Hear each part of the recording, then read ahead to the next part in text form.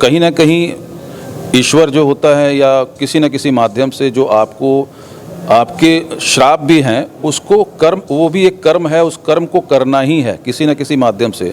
क्योंकि अगर वो श्राप, अगर वो श्री राम वन नहीं जाते तो वो श्राप वो पूर्ण नहीं होता, दशरथ जी की मृत्यु नहीं होती और श्रवण कुमार के जो माता पिता का जो श्राप है वो अधूरा रह जाता।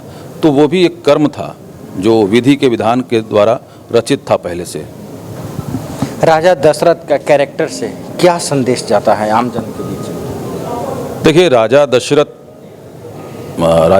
एक राजा थे और जैसे कि मैं बताया कि वो भी बहुत प्रतापी राजा थे, देवताओं के लिए उन्होंने बहुत कुछ किया।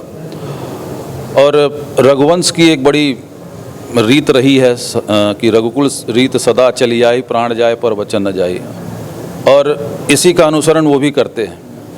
जीवन में बहुत सारी चीज़ें होती हैं तो उस समय वो ये नहीं सोचते हैं कि रानी कैकेयी क्या मांगेगी, ठीक है, लेकिन उन्होंने वचन दिया है तो उस वचन को पूरा करना ही था। तो मैं वही कहता हूँ कि जैसे एक संदेश है ना कि किसी भी चीज़ को मांगने से पहले, कोई वचन किसी को दे रहा हो तो उससे पहले सोच समझ लो, अन्यथा उसका परिणाम बहुत गलत भी हो सकता है। तो वही थे, एक प्रतापी राजा थे, लेकिन पुत्र का मोह उनको ज़्यादा था, जो कि वो विधि के विधान से पहले ही से जो है लिखा हुआ था कि ऐसा होना है, तो उसमें उनकी भी गलती नहीं है। ये जब ऊपर वाले ने लिख दिया है क्योंकि जिस हर आदमी जो पैदा हुआ है उसकी मृत्यु भी निश्चित है, उसका एक समय है, वो कैसे मरेगा, क्यों मरेगा, कब मरेगा, ये सब पहले से पूर्व निर्धारित है। एक ये भी तो संदेश जाता है ना कि कभी भी पत्नी के ऊपर उतना भरोसा नहीं किया जाए जितना हम करते हैं।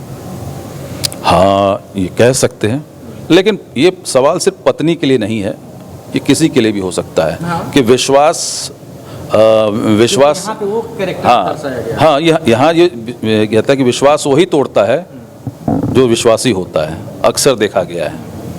तो किसी भी व्यक्ति पर उतना विश्वास नहीं करना चाहिए, लेकिन क्या होता है कि मोह जो होता है, मोह सबसे बड़ा जड़ होता है। जब आपके ऊपर जो मोह का माया जो होती है ना, वो चारों तरफ से आपको घेर लेती है, तो आपको अच्छा बुरा कुछ नहीं समझ में आता है। आपको उस समय जो लगता है कि जो हो रहा है वही सही है।